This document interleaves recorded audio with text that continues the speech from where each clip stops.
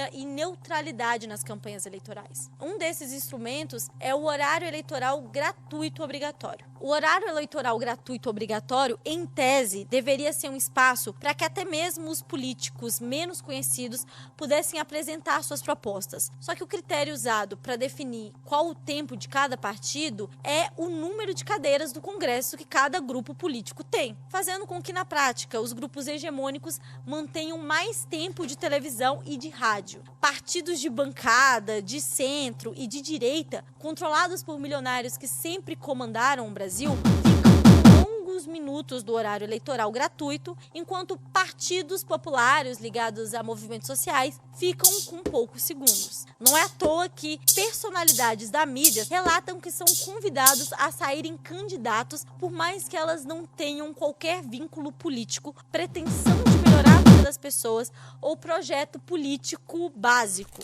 E eles me disseram assim: agora a gente quer você na política. E eu digo: não, mas o meu chamado é ganhar almas, eu quero ser missionária. Pois a participação dessas figuras traz mais tempo de televisão, visibilidade para o partido e puxam votos para as raposas velhas. Em 2025, para vocês terem ideia, só 28 dos 513 deputados se elegeram apenas com os próprios votos. Apenas um em cada 18 deputados federais eleitos conseguiram se eleger ou renovar o mandato somente com voto próprio. De acordo com o levantamento do Departamento Intersindical de Assessoria Parlamentar, 28 deputados ultrapassaram o quociente eleitoral, ou seja, não dependeram dos votos totais obtidos por seus partidos ou por sua federação. No total, só 28 dos 513 deputados se elegeram apenas com seus próprios votos. Essa lógica é tão absurda que, se um deputado de um partido que tem uma figuraça como a Mulher Pera ou o Tiririca e faz 50 mil votos, ele tem grandes chances de ser eleito deputado, enquanto uma figura de algum partido como a Unidade Popular, fazendo o mesmo número de votos, não é eleito. Pois é, pessoal, ficou pior do que estava. Sou eu, abestado! E esse é um sistema que se retroalimenta. Quem tem mais dinheiro elege mais candidatos, quem tem mais candidatos eleitos ganha mais tempo de televisão e rádio, quem tem mais tempo de rádio e televisão é mais visto, e quem é mais visto elege mais. Vocês estão entendendo? É um círculo vicioso que beneficia a direita. No campo da esquerda, apenas o PT, o PSOL e o PCdoB têm maior acesso a recursos do fundo partidário eleitoral, mas ainda assim é infinitamente menor do que dos outros partidos. Juntando todos esses partidos do campo progressista que eu citei, eles chegam ali a algo um pouquinho maior do que 16% do fundo eleitoral. Só o PL abocanha sozinho 17,87%. É um disparate absurdo. As eleições foram pensadas minuciosamente para dificultar ao máximo uma maioria progressista no Congresso e inviabilizar completamente a esquerda radical. E para conseguir fazer frente no sentido eleitoral, ou seja, ter reais chances de ganhos eleitorais e vitória nas urnas, os partidos progressistas precisam montar contraditórias frentes amplas que reduzem seus programas substancialmente. Ou seja, o PT pode até ser eleito, mas não com um programa de esquerda para o Brasil que inclua reforma urbana, pleno emprego e reforma agrária. As propostas são limitadas e reduzidas para que consigam caber em uma frente com partidos de centro-direita e direita também. E aqui, gente, eu não tô nem entrando no mérito se o PT ou o Lula desejam ou não um programa de esquerda para o Brasil. Porque muitas vezes a gente ganha as eleições com um discurso de esquerda e quando a gente começa a governar, a gente atende muito mais os interesses dos nossos inimigos do que dos nossos amigos. Mas a questão é que o jogo eleitoral no Brasil funciona assim. Se quiserem ter alguma chance institucional,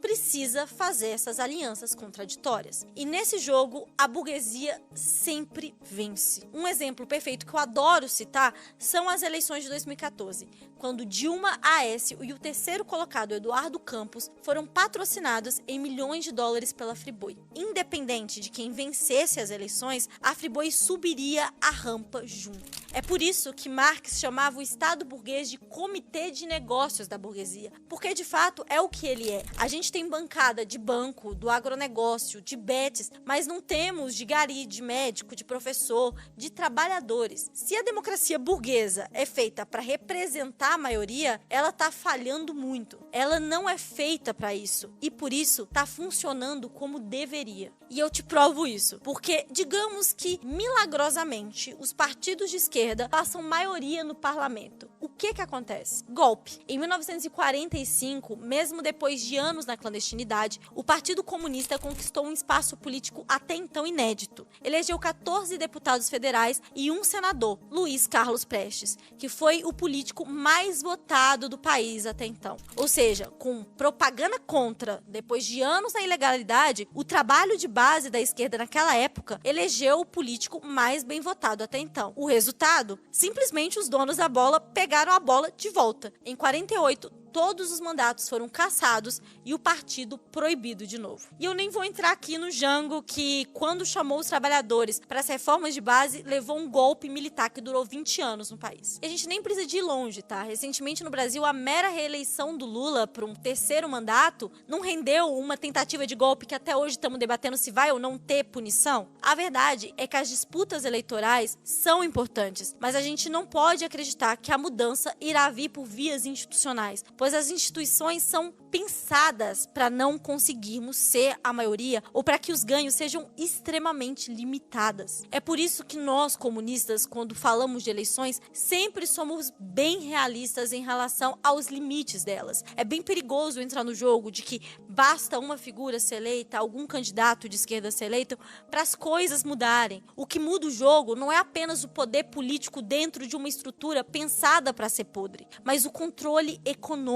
Votar em candidatos que contribuem para a construção de condições de luta melhor para os trabalhadores é muito importante. Mas a gente precisa de entender que a experiência histórica é bem taxativa. O socialismo não virá por voto. Nosso papel é sim apoiar nossos candidatos, mas lembrando que quem controla a economia controla a política e vice-versa. E eu tô longe de ser a pessoa que defenda que não faz diferença quem tá no poder ou que a gente não tem que fazer campanha para o candidato que tem melhores propostas. Até porque, pessoal, eu tenho certeza que milhares de vidas teriam sido salvas na pandemia, inclusive de familiares meus, se a política que tivesse sido guiada naquele período fosse uma política responsável. Então faz a diferença sim. Mas lembrando, no fim das contas, os votos são importantes termômetros, mas nossa arma continua sendo a organização. E você que tá me assistindo, já se organizou? Também já se inscreveu no canal? Ativou o sininho? Hypou esse vídeo? É isso, pessoal. Espero que vocês tenham gostado. Até o próximo vídeo.